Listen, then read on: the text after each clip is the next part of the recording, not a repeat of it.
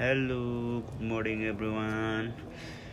Welcome to my mini vlog. So आज चाहिँ म छुट्टीको टाइम भएर बिहान उठेँ, नुहाइ धुवाइ गरेँ र कौसीतिर टक्क खामतामा निस्केको थियो। कौसीमा ठ्याक्क आएर ठ्याक्क आकाश यताउति हेर्दाखेरि त वाउ कति राम्रो मौसम रहेछ। आज चाहिँ माइन्ड फ्रेस, पुरा रमाइलो खालको रहेछ। सो तपाईहरुकोतिर कस्तो छ कमेन्ट गर्नु होला।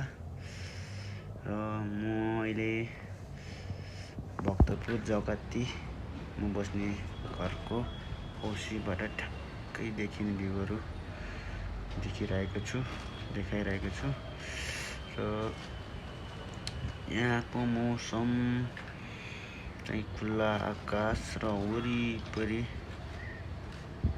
देखिने भ्यूहरु साँच्चै गजब दामी छ है, दामी छ।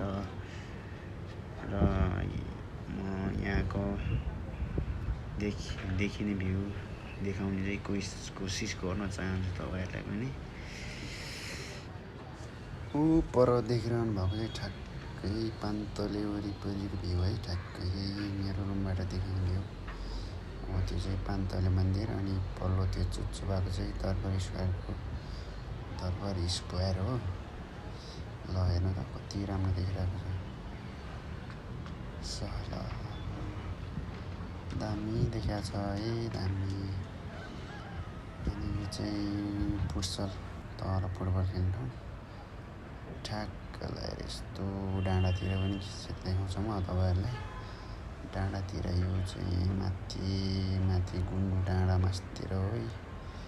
अनि यो चाहिँ कुसर घुमाएर पनि देखाउँछु तपाईहरुलाई।